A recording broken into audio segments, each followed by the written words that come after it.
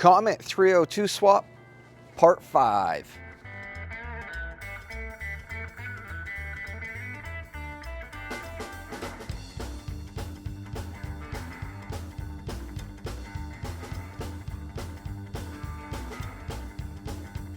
We was cruising down the strip, just me and the boys.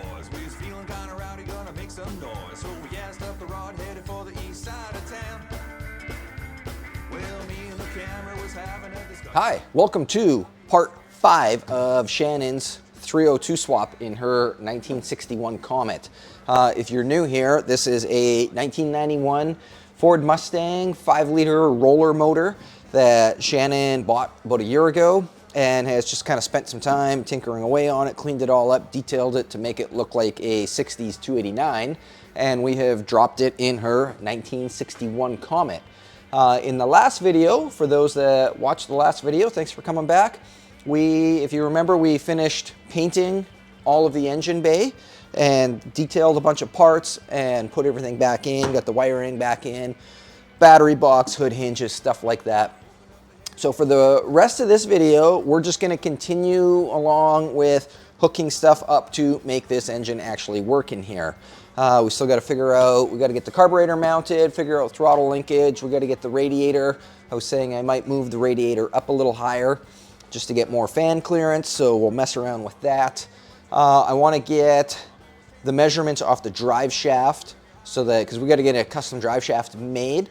And the C4 currently has a yoke for a 1330 U-joint, so we got to get the rest of the parts to make the 1330 U-joint work with what we have.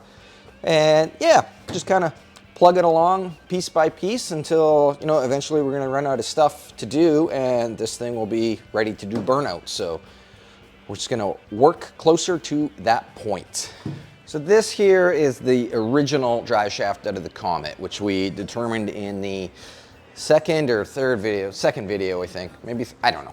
One of the previous videos, we determined that this is not long enough for our new engine and transmission application. The slip yoke down here, we have a new one now that fits in the C4, and it uses a 1330 U-joint on here. So I already know that the day is gonna come when the original rear end in this little Comet is gonna explode. So I'm trying to like plan ahead for that, and I want to build a drive shaft that when we upgrade the rear end on this, the drive shaft will already be basically upgraded to handle the power of this. So I want to get a new end down here that's also a 1330 U-joint, so we'll have a 1330 U-joint on here. And then on this end, I don't know if a conversion U-joint exists to go from the big 1330 down to this tiny little guy.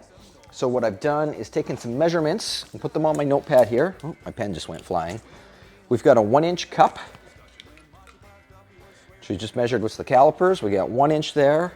And then our distance across is 2.49 inches. So we're gonna take those dimensions with us over to the driveline shop, and they'll know if such a U-joint exists, and if it does, then we'll get 2 ends for our new drive shaft that will be 1330. And that way when this rear end explodes and we put a bigger one in, we can just switch the whole thing over to 1330 U-joints. If that conversion U-joint does not exist, then we're going to have to reuse this end in our new drive shaft. So for that, I've got our 2.75 inch drive shaft diameter so that we can hopefully get a 1330 end for this side that will slide in that diameter. I don't even know if any of this stuff exists, but the people at the driveline shop, they'll know. So we'll go talk to them. I think that's gonna be our first step. Also, while we're there, where'd it go here in my pocket? I got this broken fitting that we took out of the C4. This is for the transmission line to go to the radiator for cooling. That was broken in the original transmission, so we're gonna try to get one of those while we're there as well. I think that's gonna be step 1 for this video. Little road trip.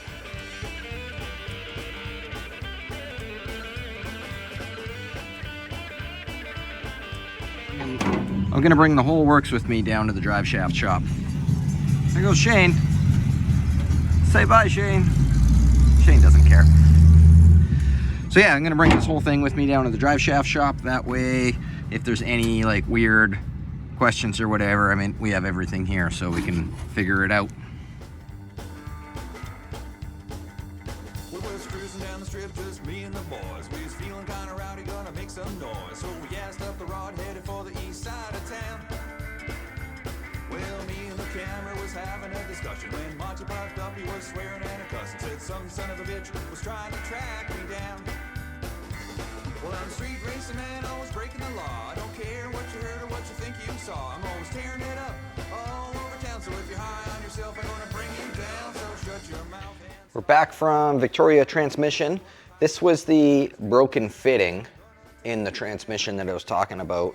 So he had one left in his personal stash. So he was a little reluctant to sell it, but he did agree to sell it. As far as the drive shaft stuff, basically he was like, look, if you're gonna be building your own drive shafts, which Ken is gonna be building the drive shaft, there's not enough money on the table for me to bring all these parts in for you, so I'm just gonna give you my supplier's contact information and you can buy it direct from the supplier. And that's, you know, probably save some money on that too. So I'm gonna stop for lunch right away, and then after lunch, I'm gonna call them and get the drive shaft parts ordered.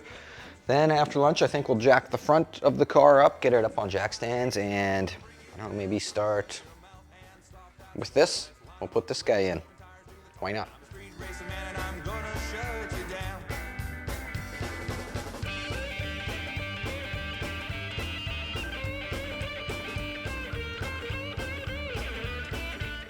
All right, underneath here, right up in here is where this fitting came from. So there's a little bit of transmission fluid right here on this little bolt. We'll smear some of that on there. We get a little bit on this O-ring. And then I think we can probably just thread this guy in here. Of course, once I get my hand in there, I can't actually see what I'm doing. But I think if we come from this side, I think I just need to set the camera down. Goodbye. All right, we got that threaded in now. It went so much easier once I set the camera down. Also, I noticed, so we just stole some transmission fluid off this little bolt here, and the reason why there's transmission fluid on that bolt is this transmission pan is loose and there's no gasket in there. So I guess we'll add that to the list of things to do. This C4 transmission, Shannon bought it a few years ago, and we don't know any history on it. I think she paid $100 or $150 for it. And our friend Karen went and picked it up for her because it was in Chilliwack, which is several hours away from where we live. So yeah, hopefully it works. It'll work. Why wouldn't it work? Transmissions always work. I've just added transpan gasket and trans fluid to our big to-do list here. I'm gonna keep going with the transmission lines. To do that, we gotta mount this radiator. It's sitting in the stock position right now, but the bolts are just kind of loose. And I wanna lift it up. I mean, we can come up till, basically this cap can come up to here. And the reason I wanna go higher is our water pump pulley here, when we put the fan on, the fan blade is going to hit this top rad hose. Also this, it's kind of hard to see with the sunlight right now, but this is pretty low for going to here, so if we can raise this up higher, it might be a little bit easier finding a rad hose that fits that. So I'm going to pull it out, and I think it might just be as simple as re-drilling these holes a little bit lower on the side of the radiator here, and then we can slide it up and still use the factory holes in the rad support. I think I'll start with measuring from the center of this pulley to there, add an inch or so, and then see how much higher we need to go to get fan clearance. So if we measure off this chrome fan here that I want to use, we need at least 8.5 inches minimum from the center of the pulley to the edge of the fan blade. And if I measure that right now, we have 7, not quite 7.5. So if we can move this up, I don't know, maybe 1.5 inches? How much room do we have here? We got 3 inches there. Maybe we'll go like 2 inches, 2.5 inches. We'll mock it up there and see what it's like. I also just want to mention for everybody that's been waiting for Roadster shirts on the website, lgspeedcustom.com, they're finally in stock. Oh man, I think it took 1.5 months for that order to come in. I don't know why. I just get them made here in town at a screen printing shop. But anyways, they're in. So if you need a shirt, not these ones have always been in stock, but the Roadster ones. If you've been waiting for one of those, go to the website and grab yourself one. They're ready for you. They're waiting. I don't care what you heard or what you think you saw. I'm always tearing it up all over town. So if you're high on yourself, I'm gonna bring you down. So shut your mouth and stop that squawking. Let's line them up and let the smoking tires do the talking. I'm a street racing man and I'm gonna take you down. What I've done is just unbolted the radiator, and I took the bottom 2 bolts that used to go here, and I threaded them back in and just set the radiator on the bolts using this little ledge right here. And when I do that, let me get this back in here again. When I have it sitting in there like that, this fan now has nice clearance. There it is right there. So yeah, we have probably 1/2 inch at least. I can stick my whole finger in there. So I think that gives us a pretty good... Uh-oh, I got everything jammed in here. There we go. I think that gives us a pretty good idea of where we need to be. I took a grease pencil and went through from the back side and marked where the new holes have to be. They are right there and right there. If we take a tape measure here, see how close my 2.5 inch guess was. Not quite 2 inches, 1.75 inches. So maybe we'll make it 2 inches just to give it a little bit of extra clearance. And we'll probably have to weld extensions on here because these bolt holes for right here are now going to be over here. Oh, I just realized that's probably out of frame. Oh well.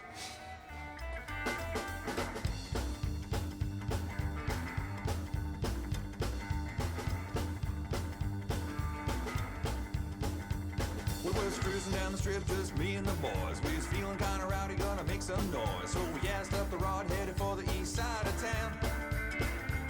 Well, me and the camera was having a discussion. When Monty parked up, he was swearing and a cussing. Said some son of a bitch was trying to track me down.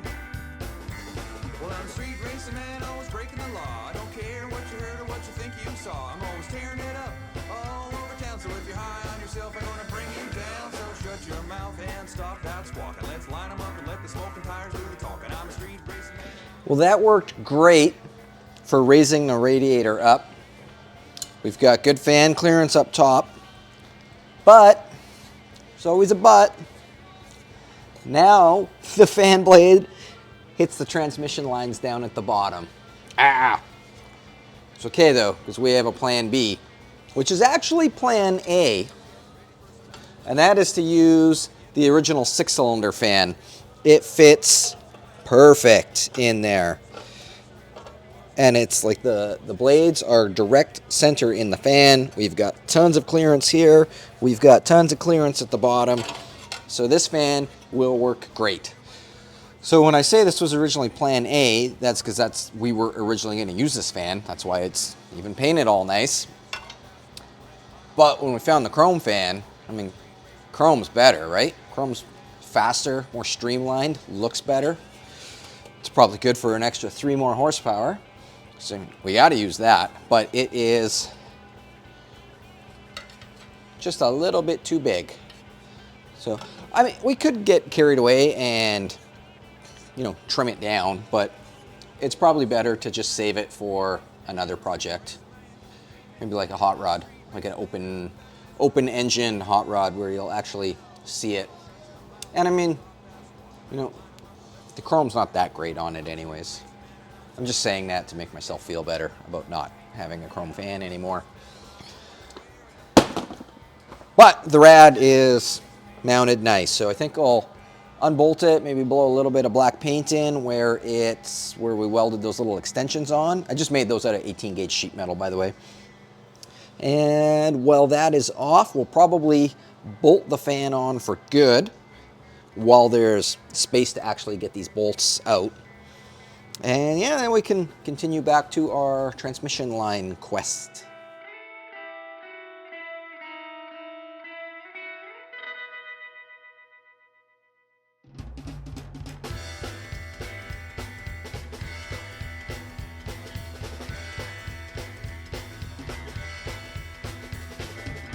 I see a red door and I want to paint it black.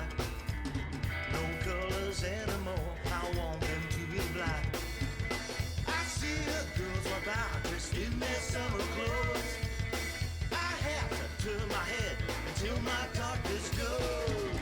I see a line of cars and they're all painted black, with flowers and my love all gathered to them back. I see people turn their heads, quickly walk away. Like a newborn baby, it just happens every day. I look inside myself and see my world is black. We just got back from a trip to Green Line where we got a bunch of fittings to hook the transmission lines up to the radiator and the tube nuts for the other side. When we took the 6-cylinder out, I think we left the transmission lines on it and we threw them out. So we had to get new fittings, which is a little bit annoying, but not a huge deal. While we were there, we also got some more fittings to hook up the heater hoses and stuff like that. So I'll start on the transmission stuff, and Shannon's gonna plumb the heater hose system. We stopped at Bumper to Bumper to see Chris and Rick last night, and we got the bypass hose for the water pump. The lower rad hose from the 6-cylinder, I managed to get it to work for the upper rad hose, and then we ordered another rad hose for the bottom. Whenever you're doing engine swaps and taking an engine that never existed in this car and hooking it up to a radiator that did exist in this car, you're not going to find the rad hose you want. So it's really good when you have like a very patient parts person like Rick and Chris who are happy to spend a half an hour with you flipping through the catalog trying to find a rad hose that's got the right shape and the right end, or sometimes they've even let me just go in the back and take my tape measure and just look at the wall of rad hoses and find the one that you want. So when you're doing this kind of stuff, you want to find a patient parts guy. All right. Thank you. Here's your fitting. We're gonna do stuff. We're gonna fit stuff.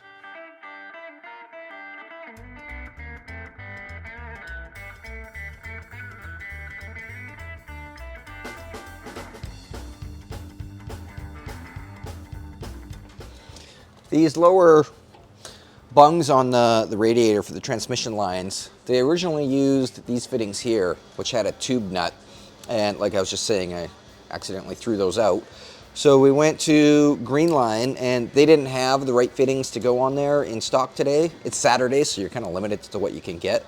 So we're gonna replace it with this guy, which will thread into the bottom of the radiator. This is an 1/8 inch pipe thread.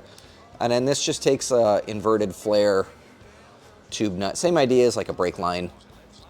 And this is actually the same fitting that is on the transmission end, so it'll match for continuity.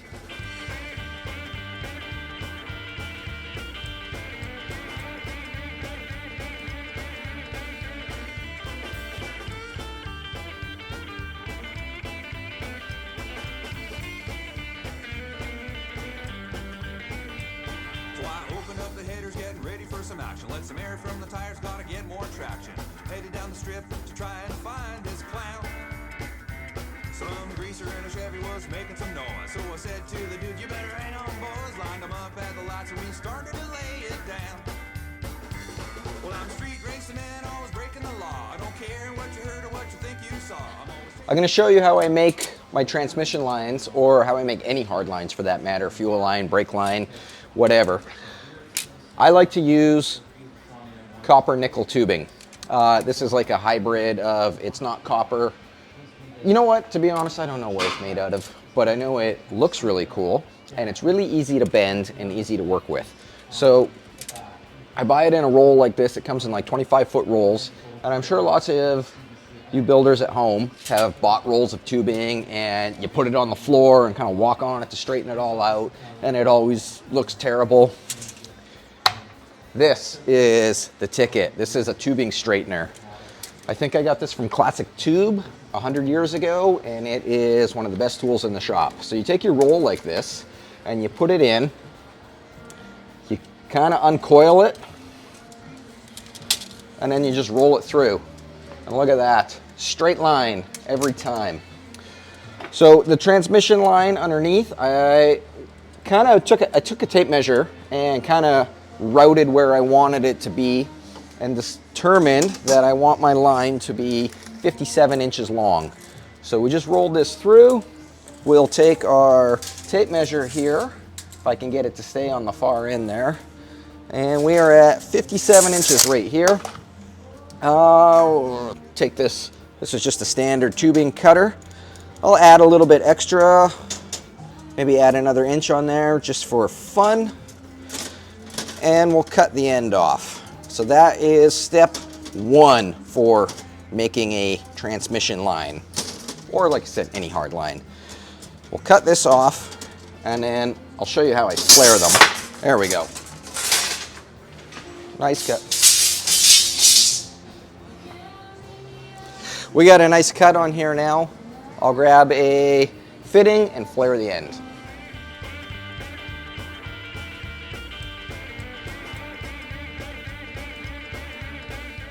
So we're going to slide our flare nut on there, open this guy up. So this, what I use is a, let's turn this camera a little bit.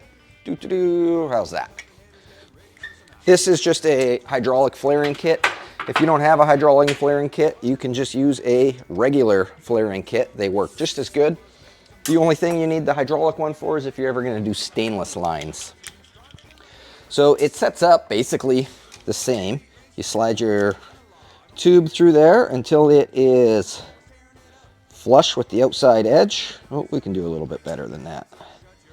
There we go. You get it so that it is flush with the outside edge there. Then we take this die, put it in there like so, get it started, and then just squeeze until it bottoms out.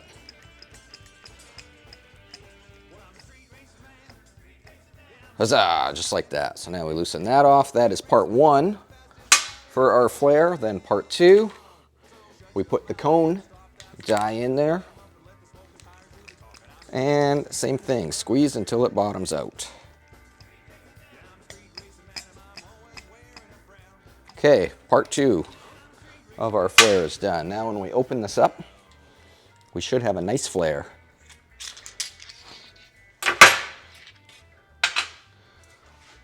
Look at that, folks. Magic. We're going to take this back to the car, and I'll thread this end into the transmission, and then because this copper nickel bends so easy, you can just bend it with your thumbs as you go along.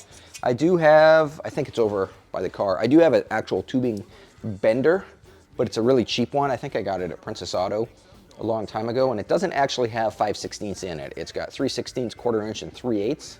So it will bend 5/16, but sometimes it kinks it, and I don't want to kink it. So I'll probably just bend it all just with my thumbs. Go underneath the car. Sometimes I'll have to measure where I want the first bend to be with a tape measure, and then actually mark it on here with a Sharpie, bend it outside of the car just to get it. Sometimes you can't get this whole piece in there.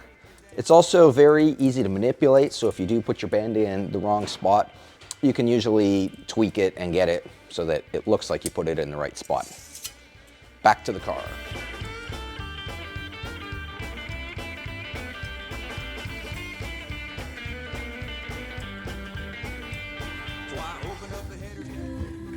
I'm under the car here, and I've just got this kind of sitting where it needs to be. So we can come along now and mark it probably right about there. And then pull this out and bend it with our thumbs. Put the thumbs on the mark and just give it a little tweak like that. And if you gotta go more, you can always just go more. So we'll test fit this now. That worked out pretty good. So now we can just go along and kind of follow the first line that I made here. I just put a mark down by where my thumb is so that we can go up 90 degrees and basically follow that line all the way to the transmission cooler in the front of the radiator. Here's our line all bent up and flared on both ends. We're ready to put this in now, and that should finish off the transmission lines. Shannon finished hooking up the heater hoses, and she also put new spark plugs in. The old spark plugs, they were the ones that were in this engine when she bought it. And when she painted it, they got all covered in paint and stuff. So she put brand new ones in, and then went and cleaned up the spark plug wires, at least on one side. She did the old classic zip tie loom trick.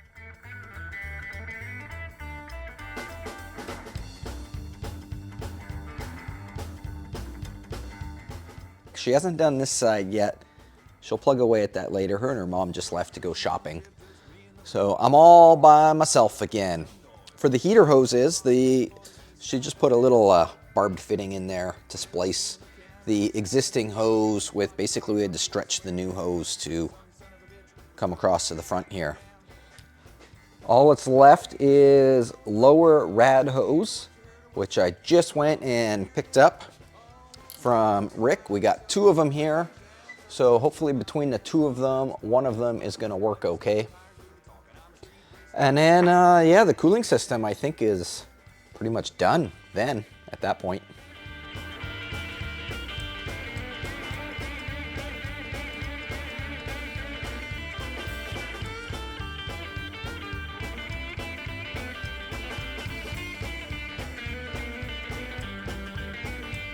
So I opened up the headers, getting ready for some action. Let some air from the tires, gotta get more traction.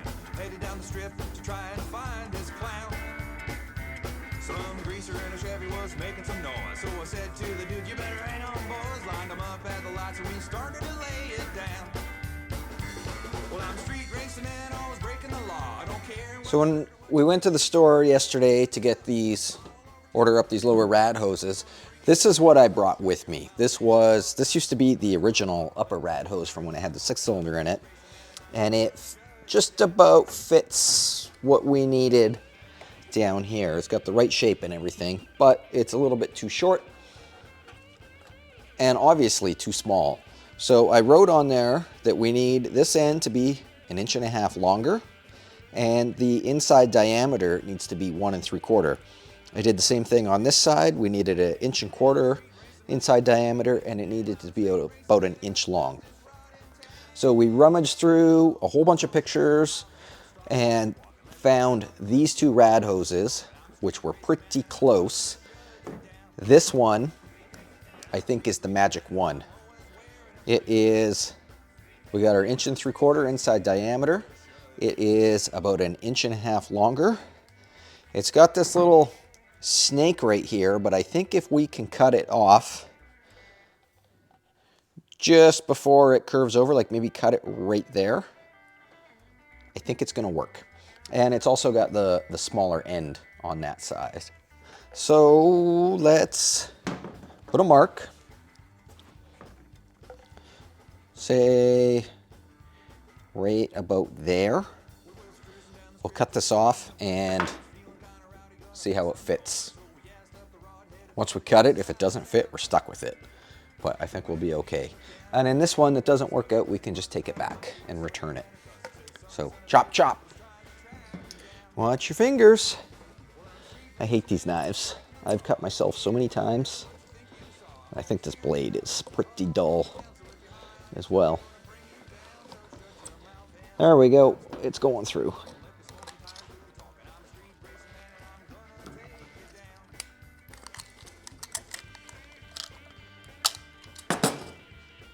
Huzzah.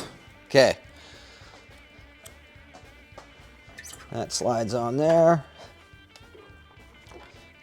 Is it gonna go? Is it gonna go? I think it's gonna work. Yeah, of course it's gonna work. It's gonna work great. Look at that. Can't complain about that. So let's take it off one more time. We'll put some hose clamps on it and then button that up. Boys lined 'em up at the lights and we started to lay it down. Well, I'm a street racing man, always breaking the law. I don't care what you heard or what you think you saw. I'm always tearing it up all over town. So if you're high on yourself and wanna bring it down, so shut your mouth and stop that squawking. Let's line 'em up and let the smoking tires do the talking. I'm a street racing man and I'm... All right, over on our list here, we can cross off rad hoses and heater hoses. Moving along. The next thing down on our list was the carburetor. So I figured, you know, why not? Let's put the carburetor on. This is just a Edelbrock 1405, which is a 600 CFM carburetor. Shannon found it on Marketplace up Island. And our good friend Doug, who's retired, lives in Duncan, so he happily went and met with the guy. It came off of, I forget what he had it on, I think a Model A, and decided that he wanted to go a little bit bigger. Why is this not threading in? What's going on here? Should have studs, but I don't have studs. And yeah, apparently I don't know how to put a bolt in. Okay, let's back up a little bit and... yeah, that works fine. Weird. You put the carburetor on and all of a sudden it doesn't work anymore. But anyways, as I was saying, Doug went and picked it up. The guy had it on his Model A, tried it out, and then I think he decided to go bigger? I can't remember exactly. But it's got practically no miles on it. It's always a little bit of a gamble buying a used carburetor.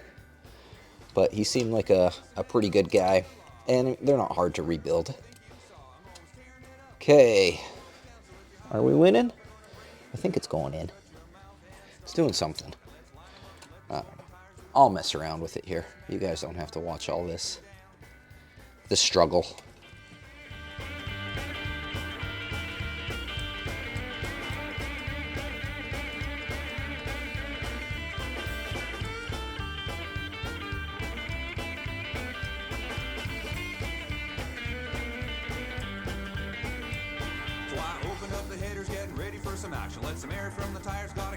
This choke cable needs a little bend in it.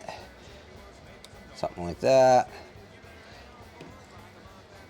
Something like that. Come on. Oh, I just butchered that. Whoops. Okay, we can fix that.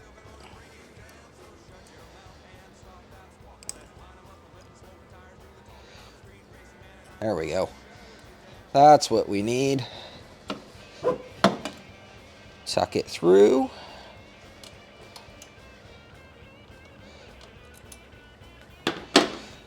Okay, I think that's gonna work. Maybe not.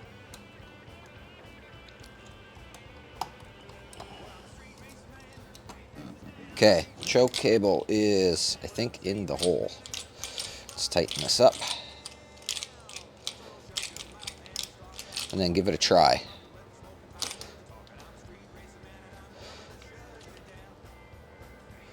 Choke. Cool. That works. Choke is done. Carburetor's bolted on. What's next?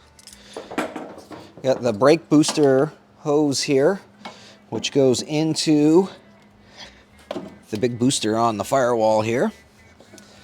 And it used to go all the way around to the other side of the engine when it still had the 6-cylinder. So it is considerably long now. So I think if we measure about there, we got our super dull knife again. Chop through there.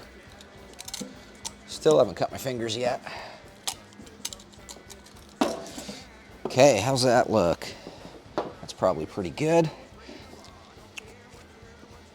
Put a little bit of slime on there.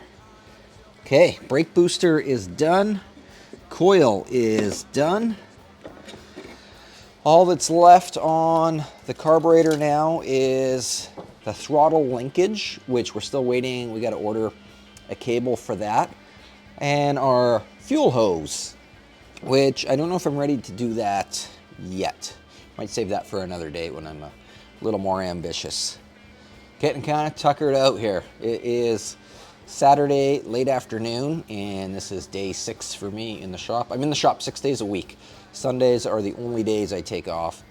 Monday to Thursday, I work on projects for like clients' vehicles. Build hot rods full time here. And then on Friday and Saturday is when I film everything for YouTube. And that's when mostly work on either my car or Shannon's car for that stuff. So yeah, by Saturday afternoon, I'm kind of getting tired, losing my ambition. So that's why I put the carburetor on, is because it's easy. And I mean, even just doing the easy things, it's still things that need to get done. Everything that you do is one step closer. Even if you only work on your car like 1 day a week and only get like 5 bolts put in, that's still 5 less bolts that you have to do next week. You're 5 bolts closer to being on the road. So let's find a couple other easy things to do. Shut your mouth and stop that squawking. Let's line them up and let the smoking tires do the talking. I'm a street racing man and I'm coming to shut you down. Yeah, I'm a street racing man and I'm always wearing a frown. Gonna put the ground strap on. There is a bolt hole right there on the cylinder head. So I grabbed some sandpaper here and we'll clean the paint up really good on there and then bolt this guy on. I think this is 80 grit that I'm using. I don't know, it was just a piece that was laying on the welding table. Feels like 80 grit. No, 120 grit. I was wrong. Close enough though. Get that nice and clean. You want a good, nice, solid contact. That should be okay. Let's thread this guy in there. You know what I did not bring with me was a socket or flat wrench. I'll be right back. Another thing I like to do is when it starts snugging up and you can feel the tension on it, is I'll just grab it and give it, you know, a good wiggle back and forth just to kind of really get that contact in there. Okay, I think that should be pretty good. And this will go up to there, this will go up to there. I think that guy right there is a little bit loose. Could probably put the battery back in. That might be getting ahead of ourselves though. There's lots of room right now. We've also got a ground at the back of the block here that goes to the firewall, which basically grounds the rest of the car. So we're gonna do that as well. While you guys are sitting here looking at this, these Cal Custom valve covers, I need some Cal Custom experts to chime in on this. These breather caps here, we need to know what kind of grommet and breather goes in here. We tried just the generic Mr. Gasket push-in style ones, and they don't fit very good at all. So what do we put in there? Let us know in the comments, please. That way we know what to order. Okay, that guy is going in there. Basically, I'm going to do the same thing. Again, tighten it up, loosen it off, tighten it up to ensure a nice, good contact. Cool. I'm happy with that. All right, grounds are done.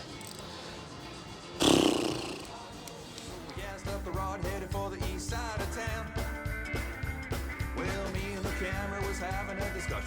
so puffed up he was swearing and a cussing. Said some son of a bitch was trying to track me down.